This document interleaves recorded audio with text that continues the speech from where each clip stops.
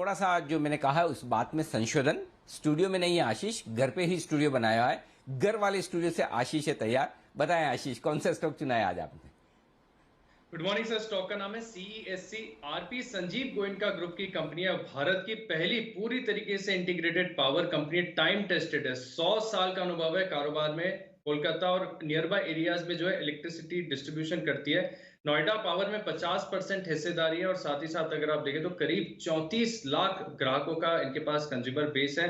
राजस्थान और महाराष्ट्र में भी अगर आप देखें तो 4 सर्कल्स के लिए इनके पास डिस्ट्रीब्यूशन राइट्स है। और कंपनी अगर आप देखें तो काफी बढ़िया, और खासतौर पर इसका ट्रैक रिकॉर्ड, पिछले 10 साल का ट्रैक रिकॉर्ड अगर आप देखेंगे तो बहुत ही शानदार है। पिछले 10 साल में कंपनी का मुनाफा जो है 25% सीएजीआर की दर से लगातार बढ़ते जा रहा है। और देखिए, पावर जो है एक बढ़िया ग्रोथ स्टोरी है। पावर स्टॉक्स में हम एक्शन भी देख रहे हैं। और पावर कंजम्पशन FY10 से और अब तक का अगर आप देखेंगे तो इसमें करीब करीब आपको 55% की ग्रोथ नजर आएगी। FY10 में 780 था प्रति यूनिट्स पर कैपिटा कंजम्पशन, जो कि बढ़कर अब 1208 हो गया है। और माना जा रहा है कि आंकड़ा जो है आगे जाकर और बढ़ता हुआ नजर आएगा। यानी पावर कंपनीज के लिए अगर आप देखें तो जो ग्रोथ प्रोस्पेक्ट्स हैं वो बहुत ही शानदार हैं।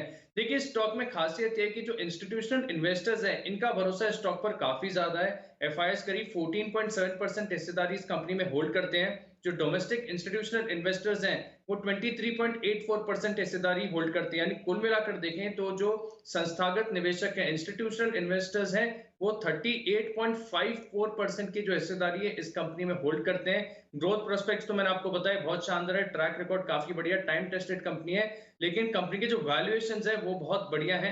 वैल्यूएशन देखें तो सिर्फ 7 के पी पर आपको स्टॉक मिल रहा है।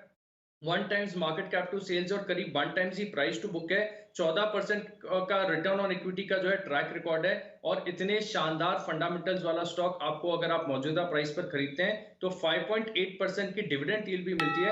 अनिल जी, ये स्टॉक एक कंपाउंडिंग मशीन साबित होगा। ओके, तो एक कंपाउंडिंग मशीन साबित हो सकता है। अनिल जी, हैट्रिक हो गई है पावर स्टॉक्स की। इस हफ्ते का तीसरा पावर स्टॉक जो एसआईपी स्टॉक्स में हाईलाइट हो रहा है, सीएससी, इस पर क्यों रखनी चाहिए नजर सर? कंपाउंडिंग मशीन का मतलब है दीप, लगातार आपको पैसे बनाकर देने वाली कंपनी, और वही अब तक का ट्रैक रिकॉर्ड सीईएससी का रहा है। बेहद बेहद शानदार कंपनी है ये। और कभी कभी मुझे सरप्राइज होता है कि 16,000 के आसपास निफ्टी पर आने के बाद मैं कई बार ये सोचता हूँ कि अब हो गया भाई, बहुत सारे एसआईपी स्टॉक हो गए, अब ढूंढना बड़ा मुश्किल काम है, आसानी से मिलते नहीं है। और सरप्राइजिंगली जब बहुत ज्यादा मुश्किल से ढूंढ कर लाने की कोशिश करते हैं, क्योंकि अब चॉइसेस कम हो चुकी, काफी स्टॉक बता चुके हैं, तो उसमें बड़े इंटरेस्टिंग स्टॉक निकल आते हैं, जैसे कि सीएससी। लगभग लगभग 5.25% का डिविडेंड यील्ड। अब 5.25% तो आजकल एफडी पर ब्याज मिलता है, टैक्स काट कर देखें तो 5.25% भी नहीं आएगा अगर आप हाईएस्ट स्लैब में हैं तो उससे ज्यादा आपको डिविडेंड यील्ड आता हुआ दिख रहा है। तो सबसे बढ़िया ये कि बेहतरीन आकर्षक डिविडेंड यील्ड वाली कंपनी है। और दूसरा जो मुझे इसमें जो पसंद है, सबसे बढ़िया बात है वो ये है कि इसका ट्रैक रिकॉर्ड ग्रोथ का बहुत ही जबरदस्त है। पिछले 10 साल से लगातार रेवेन्यू में 10% की ग्रोथ आ रही है, हर साल 10-10%। 10 साल यानी इस साल 100 रुपए, अगले साल 110 है, तो फिर नेक्स्ट ईयर 120 नहीं होगा, वो 110 पर 10% बढ़ेगा, 11, तो फिर हो जाएगा वो 121, फिर 121 पे 10% बढ़ेगा, उसको कंपाउंडिंग कहते हैं। तो ये दिखने में 10% दिखता है, लेकिन 10 साल बाद ये 200 नहीं होगा, उससे कहीं ज्यादा आपको नजर आएगा। सेम प्रॉफिट में आप देखिए 24% की सालाना ग्रोथ बहुत ही तगड़ी है, हर एक लिहाज से बहुत तगड़ी है। तो बहुत शानदार ट्रैक रिकॉर्ड ग्रोथ का है। और आप देखिए होल्डिंग, देखिए इस कंपनी की, प्रमोटर्स 50% होल्ड करते हैं, लगभग 50% से थोड़ा सा कम है। एफआईज 15% के आसपास है। घरेलू फंड 24% है। गजब की इंस्टीट्यूशनल ट्रैक रिकॉर्ड होल्डिंग है। इससे आप अंदाजा लगा सकते हैं कि बड़े इन्वेस्टर्स कितना पसंद करते हैं इसको। तो आकर्षक डिविडेंड यील्ड है, ग्रोथ का बहुत ही बेहतरीन ट्रैक रिकॉर्ड है। अब एक चीज और, जो 2 बड़े ट्रिगर हैं इस कंपनी के लिए, वो अब क्या है? पहला, पश्चिम बंगाल में चुनाव थे, चूंकि ये पश्चिम बंगाल में बिजली वितरण का कारोबार करती है और ये अकेली कंपनी वहां पर लीडर है, तो अब तक चुनाव की वजह से वहां बिजली के दाम बढ़े नहीं थे। अब चुनाव खत्म होने के बाद दाम बढ़ेंगे। और साथ ही कंजम्पशन, इंडस्ट्रियल कंजम्पशन थोड़ा कम था, डोमेस्टिक कंजम्पशन तो बराबर चल रहा है, क्योंकि इंडस्ट्रियल एक्टिविटी थोड़ी कोविड की वजह से कम हो गई थी, वो भी अब पिकअप करती हुई दिखेगी, तो वहां से ग्रोथ आएगी, तो दाम बढ़ने से इनकी प्रॉफिटेबिलिटी और बढ़ने की पूरी संभावना। तो ये तीसरा कारण है। चौथा कारण जो है वो है वैल्यूशंस का, बहुत ही आकर्षक वैल्यूशन पे है। इनफैक्ट आकर्षक नहीं, मैं एक चीज जो कहना चाहता हूं दीप, वो ये है कि ये सबसे सस्ती और सबसे ज़्यादा प्रॉफिटेबल पावर कंपनी है। जी हाँ, ध्यान से सुनिएगा, देश की सबसे ज़्यादा प्रॉफिटेबल और सबसे ज़्यादा सस्ती पावर कंपनी है। इससे बढ़िया आपको क्या चाहिए, जहाँ पर प्राइस टू अर्निंग रेशियो मुश्किल से 8 है, 8 से भी नीचे है, प्राइस टू बुक 1 पर ट्रेड कर रही है, मार्केट कैप टू सेल्स 1 पर है, रिटर्न ऑन इक्विटी देखिए 18% का रिटर्न ऑन इक्विटी, बहुत ही गजब इंप्रेसिव फाइनेंशियल स्टॉक है और मुझे लगता है ये स्टॉक आने वाले समय में कमाल कर सकता है। तो टारगेट रखिए 1000 रुपये का शॉर्ट टर्म के लिहाज से, 1200 रुपये का टारगेट रखिए लॉन्ग टर्म के हिसाब से। इसको आप एफडी के सब्स्टिट्यूट के तौर पर आराम से धीमे धीमे बाजार की गिरावट में एक्यूमुलेट करें, आराम से नज़र रखें कि जब भी बाजार बहुत खराब हो और आप आमतौर पर ना हाई डिविडेंड यील्ड वाले स्टॉक ढूंढने जाते हैं ना, जहाँ एफडी के जैसा रिटर्न तो आपको मिल जाए और बाजार जब भी सुधरे तो आपको बढ़िया कमाई करने को मिले, ये स्टॉक उस कैटेगरी में एकदम फिट होता है। मेरे ख्याल से कुणाल जी, राकेश जी ने भी इसे रिकमेंड किया है। मैं एक बार कुणाल जी के पास चार्ट चेक के लिए आऊँगा और उनसे पूछता हूँ उनका क्या व्यू है। उससे पहले अविनाश जी से एक राय फंडामेंटली ली जाए CESC पर। अविनाश जी बताएं सर।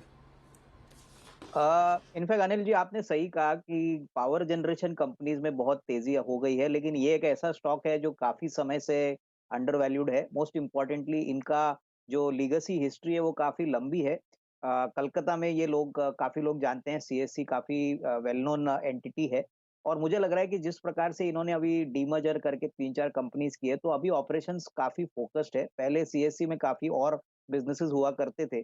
तो मेरे ख्याल से जिनको लंबी अवधि के लिए पावर जनरेशन स्टॉक अपने पोर्टफोलियो में रखना है, उनको डेफिनेटली ये कंपनी इंक्लूड करना चाहिए। इसमें जरूर रिटर्न्स, थोड़े स्टेडी रिटर्न्स आएंगे, लेकिन ये बहुत ही सॉलिड कंपनी है और मार्केट की वॉलेटिलिटी में ऐसे अंडर वैल्यूड कंपनी को अपने पोर्टफोलियो में जरूर इंक्लूड करना चाहिए। बिल्कुल, तो बढ़िया कंपनी है, खरीदारी करके चलें, फंडामेंटल्स अच्छे हैं।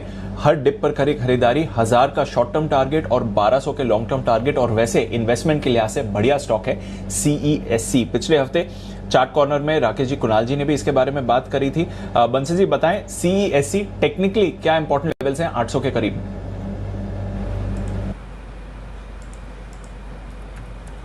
देखिए दिवांशु, बेहतरीन टेक्निकल स्ट्रक्चर है CESC का। अगर आप टेक्निकली देखें तो ऑलरेडी इसके अंदर एक ब्रेकआउट देखने को मिला हुआ है और टेक्निकली अब ये दिवांशु बड़े लेवल्स को तोड़ने की क्या तैयारी कर रहा है, 850 के लेवल्स को तोड़ने की तैयारी कर रहा है। उसके बाद 895 के टारगेट्स बैठते हैं।